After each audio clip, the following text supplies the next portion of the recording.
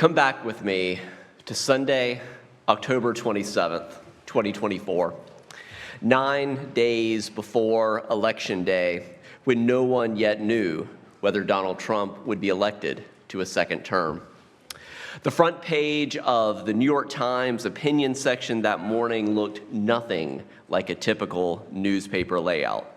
It was a full broadsheet filled entirely with words in enormous type, less like a headline and more like a warning siren. It screamed, "Donald Trump says he will prosecute his enemies, order mass deportations, use soldiers against citizens, abandon allies, play politics with disasters. Believe him." I shared this page as one of many explicit warnings put before the American people. I'm fully aware of the issues with the New York Times. Don't email me. I also share it as a point of reference for where we now find ourselves. More than a year has passed. If you were already listening to warnings back then, I am grateful. If you or others in your life are only beginning to listen now, welcome to the resistance. When I reflect on why a critical mass of our fellow citizens sometimes vote in ways that are not just a different choice, but carry grave consequences, I often think of a tweet from the political commentator David Frum, also aware of issues with David Frum. Don't email me. He wrote, "The Super Bowl helps me to understand U.S. politics. I reflect on how little I know or care about it, and then I try to fix in my mind that this is exactly the way the median voter thinks and feels about elections." I think that's profoundly true. And yet the reality of the Trump administration's unconstitutional, unapologetic cruelty is beginning to break through even into the places that normally avoid politics altogether. Here is one emblematic social media post among many. Reminder that this is a golf account, but golf is political because you can't golf if you're being murdered by masked agents of the state. As the Washington Post and so many other documented even during Trump's first term, Donald Trump is a prolific liar who has surrounded himself with enablers who protect his lies instead of seeking the truth. They have tried to spin the narrative around the murder of Renee Good and of Alex Peretti by federal immigration agents. But multiple videos have contradicted the official claims, and many people are trusting the evidence of their own eyes and refusing to be swayed by the administration's propaganda. One of the most important lines from George Orwell's 1984 puts it this way, quote, "The party told you to reject the evidence of your eyes and ears. It was their final and most essential command. Don't believe your lying eyes." Our task then is to refuse to comply with leaders who routinely abuse their powers and who show us again and again that they are unworthy of our trust. Until recently, many thoughtful observers avoided the word fascism. I'm not one of them. I've been using it for a while now. But until recently, many thoughtful observers have avoided using the word fascism because it can be overused and because history does not repeat itself in an identical form. But experts like the political philosopher Jason Stanley, the author of How Fascism Works, The Politics of Us and Them, who left Yale University. People don't leave tenured positions at Yale University. He left and is now at the University of Toronto because he feared, as someone who wrote books like this. He feared not only for himself and his family, but he feared for Yale and for the consequences that him speaking out might have for the university. He has argued that we are living through not just normal politics or polarization, but an authoritarian project that relies on familiar fascist tactics, scapegoating vulnerable groups, rewarding loyalists, punishing opponents, and demanding that we, the people, surrender our independent judgment. The accumulated pattern, especially the public displays of cruelty that are very much meant to intimidate us into silence and submission, along with the constant attacks on constitutional limits, has become too strong to deny. Naming the Trump administration's behavior as fascist is not rhetorical excess. It is a way of refusing to normalize what should never be allowed to become normal. And if that sounds alarming, it should sound alarming. But the point is not panic. My point is clarity.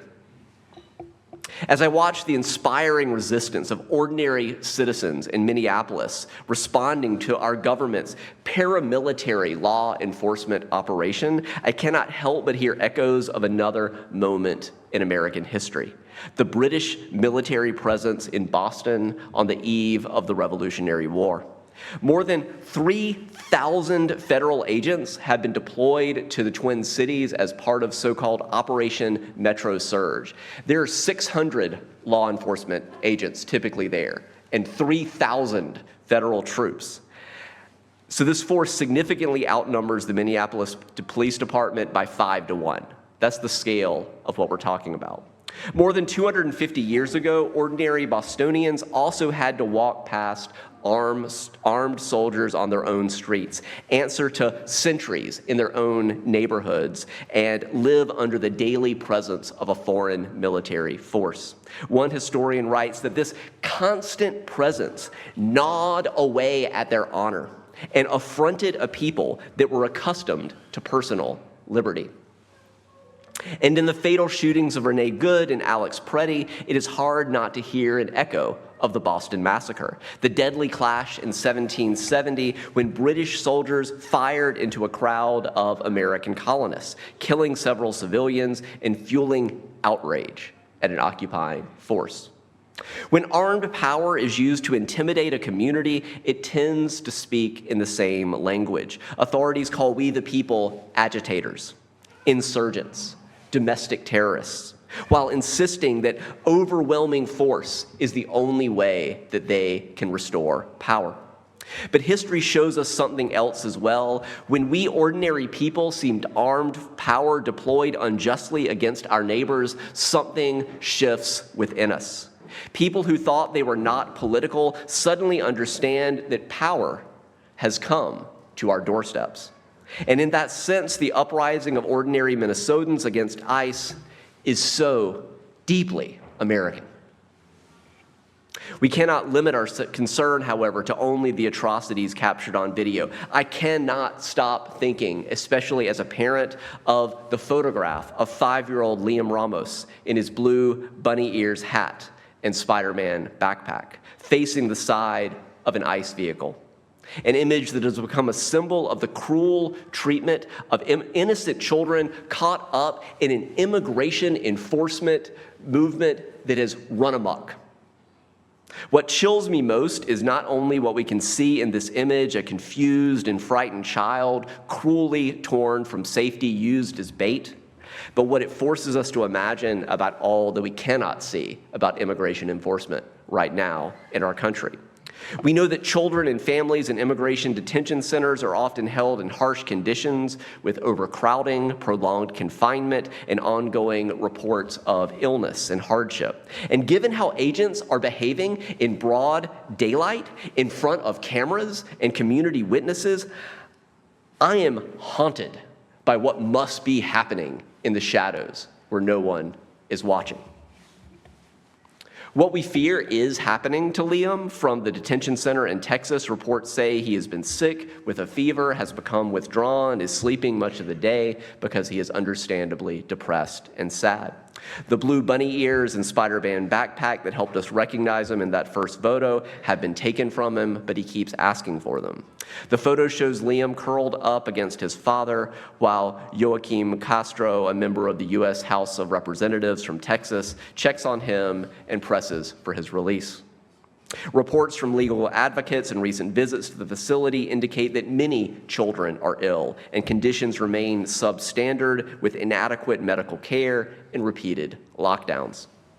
Yesterday, as you may have heard, a federal judge ordered Liam and his father released from immigration custody no later than Tuesday. I assume that will happen.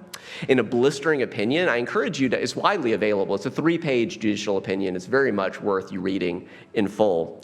The judge condemned the government's perfidious lust for unbridled power and imposition of cruelty. But even this ruling cannot erase the trauma that Liam has already experienced. Even if he is released tomorrow instead of Tuesday, he will have been in the detention center for 13 days. And there's still so many others in similar situations. But it does remind us that resistance, public witness, and the rule of law still matter. Let's pause here just for a second to breathe together, to take one deep breath in and out. The killing of Renee Good and Alex Preddy is prompting more Americans to pay attention to practices that undocumented immigrants, asylum seekers, and communities of color have been enduring for years with far less public attention. What we are seeing now is not new, it is merely newly visible to some. I think, too, of the brave protesters in Iran who are risking everything to resist their own government's oppression. I wish our attention could be more fully with them. But the hard truth is we cannot meaningfully be in solidarity with people resisting oppression abroad if we refuse to confront abuses of power here at home. And when state power is abused, we owe our neighbors more than outrage. We owe them concrete guardrails and accountability. And so our response must include clear demands to restore the rule of law and the basic dignity of everyone within our borders. So what do we ask for right now, concretely? We, the people, in my opinion, should be demanding an end to the federal militarization of American cities, including the withdrawal of mass deployments of federal immigration enforcement officers that are causing deep trauma and fear in neighborhoods across our country. An end to qualified immunity, the legal doctrine that protects law enforcement officers from being held personally accountable in court unless a prior case has declared the exact same circumstances unconstitutional, a standard so narrow it often effectively places officers above the law. This must also include requiring all federal agents to remove masks and other face coverings, clearly display their faces, names, and badge numbers while operating in public so that no one exercising state power can do so anonymously and without accountability. The withdrawal of the recent Department of Homeland Security memo instructing officers that they may enter private homes with only administrative warrants, a practice that violates Fourth Amendment protections against unreasonable searches and seizures. In addition to abolish ICE, we need to dismantle the Department of Homeland Security, a post-9/11 mistake that we need to correct. This security apparatus that has too often been wielded in ways that violate constitutional protections and basic human dignity. And then we need to reimagine immigration enforcement under structures that are bound by constitutional norms and prosecutorial oversight. For example, under the Department of Justice that is subject to clear judicial standards rather than broad administrative discretion. And again, yes, I realize the Department of Justice is deeply politicized right now, but stick with me for the principle of what we're talking about.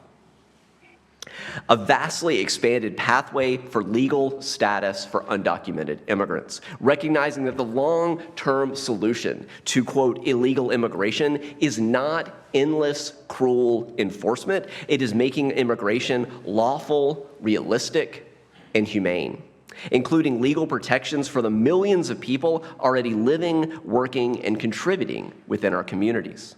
This must include reinstating temporary protected status, ending courthouse arrests of people following legal processes, and restoring long-standing protections for houses of worship, for schools, and for offices, for hospitals, and other sensitive locations.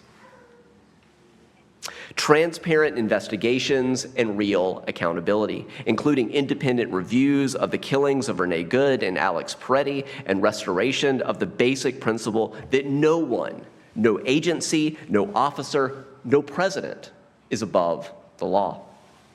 You may be thinking of other important demands as well. These are simply examples of what could it look like to begin restoring the rule of law, human dignity, and the kind of country that we claim to be.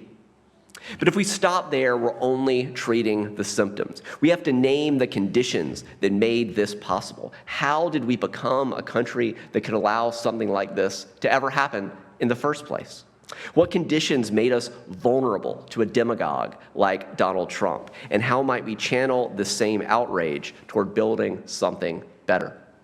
To guide that reflection, I recommend this recent and quite short book titled Fighting Oligarchy: How Positive Populism Can Reclaim America. It's by Charles Derber, a longtime professor of sociology at Boston College. So stay with me just a bit as we zoom out from what is happening to understand how we got here and how we might build something better. Populism is the kind of politics that says the system is rigged and only the people can take it back. Trump rose to power using the familiar language of populism, speaking as if he were championing ordinary workers against corporations, global power, and the political elites. He won both election and re-election by presenting himself as this outsider, change candidate who would upend a broken system during a time when many people felt economically and politically abandoned. Many people understandably responded to that message, but once in power, Trump did not challenge corporate power or the influence of big money, leaving many of the economic promises that animated his supporters unfulfilled.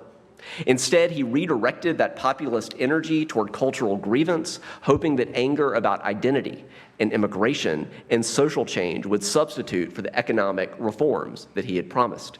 Pay attention to this. Pay no attention to the billionaires. Trump calls this form of politics negative populism.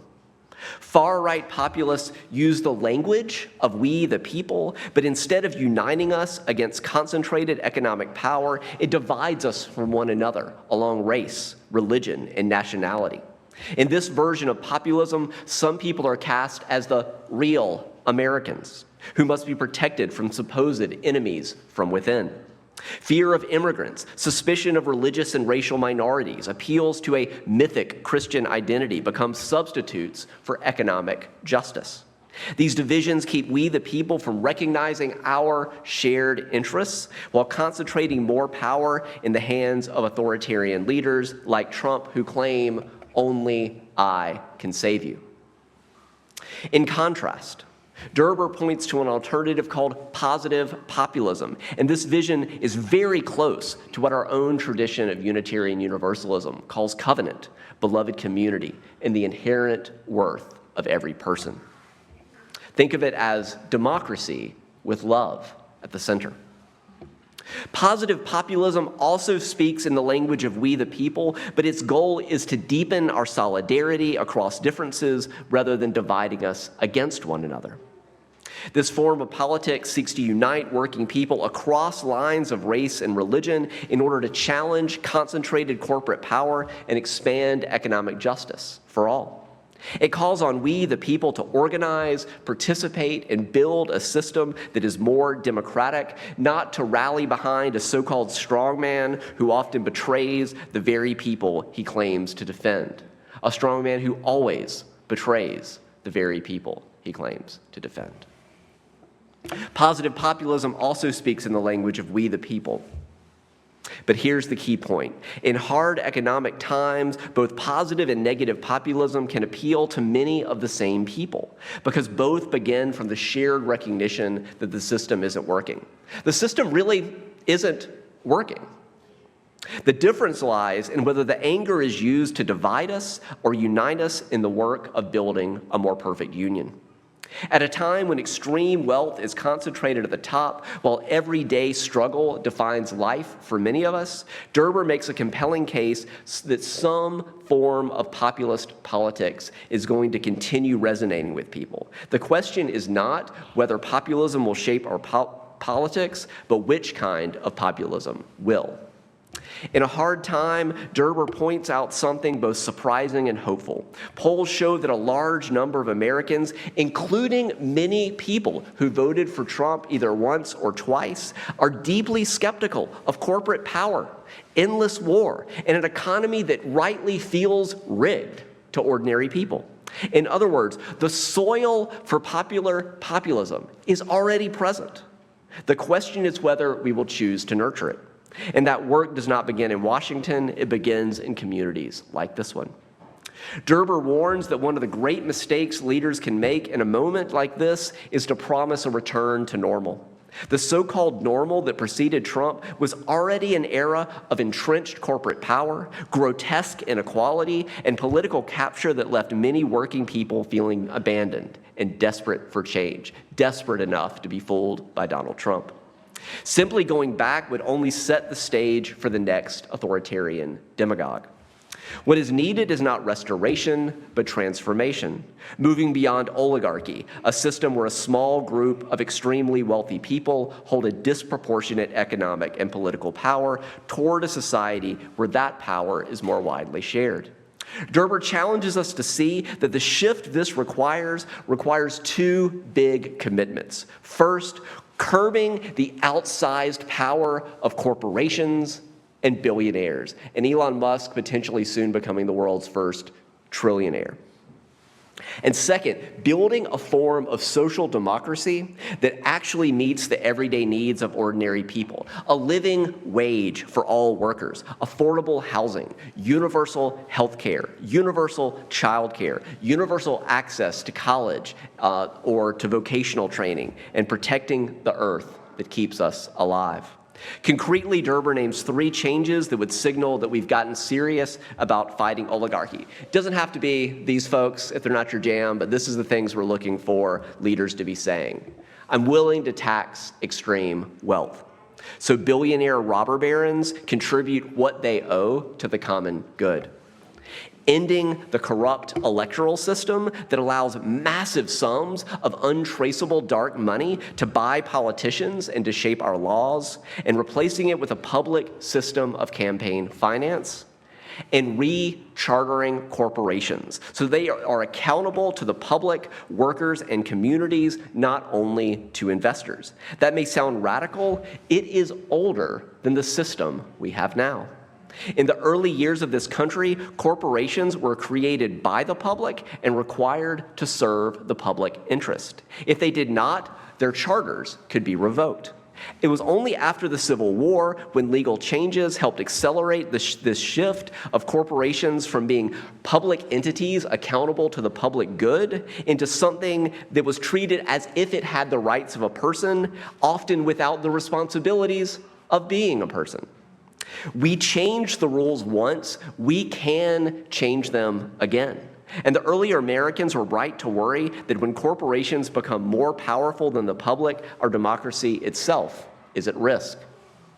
And this is where proposals like a Green New Deal come into focus, not only as environmental policy to support renewable energy, but as a way to invest in good jobs, public transit, and affordable housing, while strengthening democracy itself. This kind of transformation is not radical in the sense of being unrealistic. It is radical in the sense of getting to the root of our problems. It also echoes the spirit of the original New Deal and resembles systems already working in many prosperous democracies around the world. To make any of that durable, we have to fix the broken rules of our democracy itself. That means being honest about the need for reforms like term limits for Supreme Court justices, expanding seats on the Supreme Court, getting rid of gerrymandering, abolishing the Electoral College, and we should abolish the Senate while we're at it. Whether you agree with all of those proposals, I'm really serious about that one. Whether you agree with all of these proposals or not, the deeper point is this: we need reforms that make power answerable to the people again. Preventing the next demagogue requires more than replacing this one. It requires reforms that make our system more genuinely representative, accountable, and democratic for the long haul. And the last time I checked, the second sentence of the Declaration of Independence still says that governments derive their just powers from the consent of the governed. And that when any government becomes destructive of life, liberty, and the pursuit of happiness, it is the right of the people to alter or abolish it and to institute a new government. That is radical language, But it's always been radical language for almost 250 years now. It was radical enough to start a revolution. It is also one of our country's founding promises. At this point, you may be thinking, this all sounds enormous. And it is. But the point is not panic. The point is clarity and then courage. In moments like this, it can feel as if the wall in front of us preventing change is permanent, but history tells a different story. I'm a child of the 80s, which is one reason I've always found Donald Trump ridiculous. But I'm a child of the 80s, and so I grew up with the falling of the Berlin Wall being one of just an unforgettable thing that no one saw coming until it did. Walls that look immovable fall. Systems that seem untouchable collapse. The New Deal was not born out of calm, but out of a crisis that revealed how the system had been designed to fail ordinary people. What changed history was not despair, but courage, people who imagined a better way, organized for it, and were ready when the moment came. Our task is the same, not to wait for democracy to magically repair itself, but to act now with a strong solidarity across differences, a deep commitment to building a better world where power, dignity, and opportunity are truly shared by all. Which brings us back to perhaps the most important question. What is the next right step for me, for you, for us, within our respective spheres of influence? Many of you know what I'm going to recommend. I keep returning to these same invitations because it is how change, for the most part, actually happens. Not all at once, not by one heroic act, but by thousands of ordinary people taking small, steady, coordinated steps together. Letters get counted, calls get logged, attendance gets noticed, movements grow, and over time, what once felt impossible becomes politically unavoidable. So each week, look at those weekly action items that are in the insert to your order of service. If you're not here during the week, go to our homepage, frederickuu.org. Look at that blue Democracy Action Team box where we always have our top recommended options that we limit just to 2 pages. Visit that Atrium Democracy Action Team table. Email uucfdemocracyteam@gmail.com if you want to join one of our action teams: federal issues, voter rights, immigration justice, climate justice, LGBTQ+. Or go to indivisible.org and click on Join the Movement, Take Action, sign up for their emails, read them, and take the recommended actions. As we each discern in our heart, how do we feel led to take action in such a time as this? I am grateful to be on that journey with all of you. Please rise in body or spirit, turn in your teal. Let's sing together.